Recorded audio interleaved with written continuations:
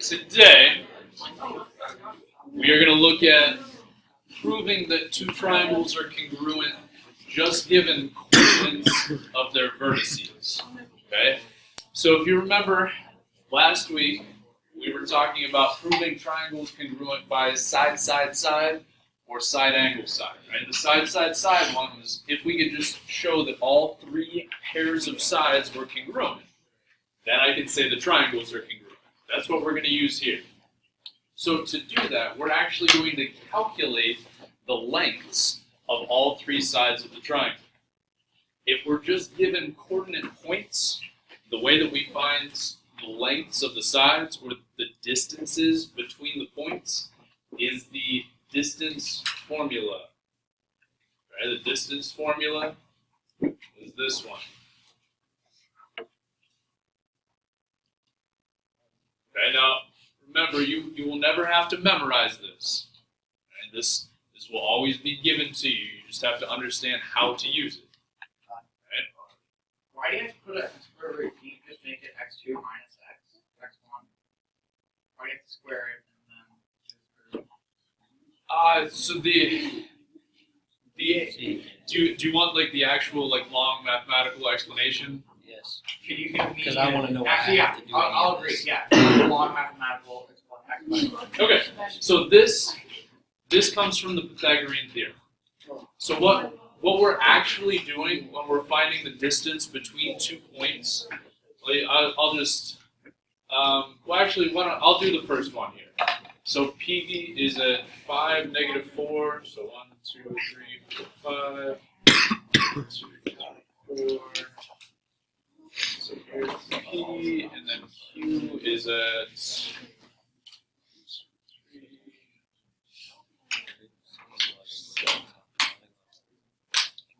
Okay, so I want to find the distance between these two sides. Okay, the distance between these 2 points, which is the length of this side. This formula comes from the Pythagorean theorem. The Pythagorean theorem, a squared plus b squared equals c squared. Okay, I know you guys have all worked with that in the past. If I were to make a right triangle here and have this as the hypotenuse, the length of this side, would be, what is that? 1, 2, 3, 4, 5, 6, 7, 8. The length of this side would be 2, 3, 4, 5, 6, 7, 8, 9, 10, 11. Right? So what we want to do is solve for the length of the hypotenuse here. So the length of one of the legs is 8. So we'll have 8 squared plus the length of this side is 11 squared equals c squared. So to solve for c, what we're going to do is take the square root of both sides here. So what we end up with is the square root of 8 squared plus 11 squared equals c. And that's what this formula is. The x2 minus x1 would get me 8. Okay, that would be 5 minus -3 would get me 8. And then the y2 minus y1 would be 7 minus -4 would get me 11. So that's where this formula comes from, right? This is just saying, give me this length of a right triangle. This is saying, give me this length of the right triangle, and then use the Pythagorean theorem to find the length of the hypotenuse. That's what the distance formula is. It's just the Pythagorean theorem. Is that a good answer? That whole thing was Sure. Big words, but I will say I understand. Right? So, I mean, that's one way that you can. I mean, you'll always be given this formula, but if for some reason you forget how to use it, all we're doing is making a right triangle and using the Pythagorean theorem to find the length of the hypotenuse. Okay? So, to finish this one out then, right? 8 squared is 64. 11 squared is 121. So 64 and 121 is 185. So we get that the length of this side, the length of PQ, is the square root of 185. Right? Now I did not do that the traditional way that we would use the distance formula. I did that using this right triangle. Okay, so that's one way that you could use to find the length of each side. And I mean, if you prefer that way, that's perfectly fine. Okay, but the way that we have been using the distance formula, okay, is more like this. Okay, so if I want to find the length of QR, I'm going to look at my points Q and R, and I'm going to label those x1, y1, x2, y2, and I'm just going to plug those points into the distance formula. Okay, so we know that the distance formula is the square root of x2 minus x1. So that's going to be 0 minus -3 squared plus then y2 minus y1.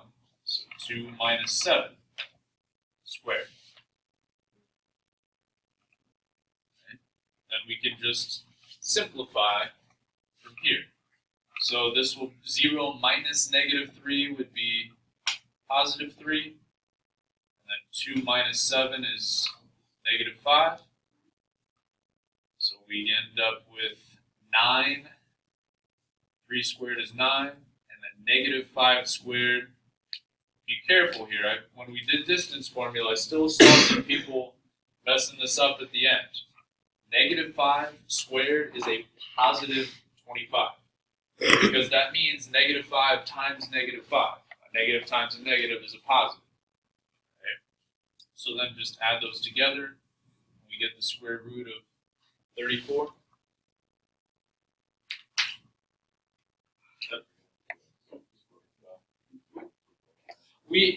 For this, we can just leave it like that. Okay, for this we do not need to simplify. Even if it is if we would have gotten like square root of 25, we could easily simplify that to just 5, but for the purposes of this, we don't even have to do that. We can just leave it in the square root. Right? Yeah, it wouldn't be wrong, because what we're going to do, the purpose of this, we're going to compare these 3 side lengths with these 3 side lengths. So if we just leave them all in the same form, all we care about is comparing them. So now, if I want to find the length of PR, I'm going to go through this same process. Right? I'm going to erase my labels up here and relabel. So now I'm using points P and R, so I can label x1, y1, x2, y2, and go through the same process. Right? So I want to find the distance or the length of PR. So x2 minus x1 is going to be 0 minus 5 squared plus y2 minus y1, so that'll be 2 minus -4. So again, remember, whenever we have negatives, use an extra set of parentheses to keep your subtraction signs and your negative signs straight. So now, just simplify here. So 0 minus 5 is -5. 2 minus -4 would be 2 plus 4, so that would be 6. -5 squared is 25. 6 squared is 36. So 25 plus 36 is 61. So what we have, I've got triangle PQR, and my side lengths are the square root of 185, the square root of 34, and the square root of 61. Okay? What we want to do now is do the same thing for my other triangle. Find the lengths of those 3 sides, and then we're going to compare. So I'm going to give you guys a few minutes to find these 3 side lengths, okay? Using the distance formula, or if you prefer using the Pythagorean theorem. Okay, but I'm going to assume most of us are going to use the distance formula method. Alright? So we're going to take a few minutes here for you guys to do x, y, y, z, and x, z. Alright, let's take a look at this one here. Okay, I believe we should have gotten the square root of 185 for xy, the square root of 61 for yz, and the square root of 34 for xz. Yeah, I did not show my work for these ones, right? But if we look at our sides matching up here, I see that PQ and XY are exactly the same. I see that QR and XZ, those two are the same, and I see that PR and YZ, those two are the same. So since I've got all three pairs of sides congruent, I can say the triangles are congruent. So, are we going to solve the two the exact same way? Yeah, we will. But, so, I know that a lot of you got all this right and are moving on to number 2. Pay attention to what I'm going to talk about down here for this bottom part. Okay, the question says, are the triangles congruent? And if so, explain your reasoning and write a congruent statement. So, I can say that, yes, the triangles are congruent because all three pairs of sides are congruent. Can you write PQ is congruent to X1? Well, that would be true, right? So we can say PQ and XY are congruent, QR and XZ are congruent, and PR and YZ are congruent, right? So what we're gonna say, okay? We can just say X, Y, Z. say it again. X, Y, Z. Well, the other three are P, Q, and R. So now, remember, it does matter the order that I write my letters in my congruent statement. So what we're going to say, are the triangles congruent? Yes, they are. And we can say they're congruent by side, side, side, because I have all three pairs of sides congruent. Now, what might be the tricky part here is writing a correct congruent statement, okay, matching up correct corresponding pieces. I think the easiest way to do this, or the best way, is to draw a picture. Okay, so I'm going to draw a triangle PQR, and I'm going to label the sides. So I know that PQ is the square root of 185. I know that QR is the square root of 34. And I know that PR is the square root of 61. Then I'm going to do the same thing for XYZ. So here's my triangle XYZ. I know XY is the square root of 185. I know YZ is the square root of 61. And I know XZ is the square root of 34. So from these two triangles now, I just need to match up corresponding pieces. So if you remember, to write a congruent statement, we can choose whatever order we want to write the first one. Then we just need to match up the correct corresponding pieces in the second one. So I'll just say the first one I'm going to do PQR. But now I need to match up the correct corresponding pieces. So if I look at P, okay, P is in between the square root of 185 and the square root of 61. Okay, so if I come over here to this triangle, the angle that's in between the square root of 185 and the square root of 61 is y. That means that y is going to match up with p. So in my statement, I'm going to put y first, since I put p first over here. Then, if I go to q, q is in between the square root of 185 and the square root of 34. So if I come over here, that's x, right? X is in between the square root of 185 and the square root of 34. So I'm going to put x next in my statement. Then finally, r is in between the square root of 34 and the square root of 61. So over here, that is z. So p matches up with y, q matches up with x, and r matches up with z. So now remember, we could have put this first one in any other order, right? We could have said, like, I don't know, QRP. But then as long as we match up corresponding pieces, okay, so Q we said matched up with X, R matched up with Z, and P matched up with Y. So this would be another correct way to write that statement, okay, as long as we're matching up corresponding pieces.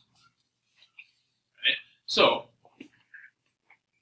the last part of this, to write a congruent statement, we can say triangle PQR is congruent to triangle YXZ. And that would be it then, yeah. Right. Questions? Alright, so you guys go ahead and try it. Second one on here. Okay, we need to find the lengths of all 6 sides. Okay, 3 sides of each triangle and compare them. Okay, if we can match them all up, we can say the triangles are congruent. If we can't match them all up, then the triangles are not congruent.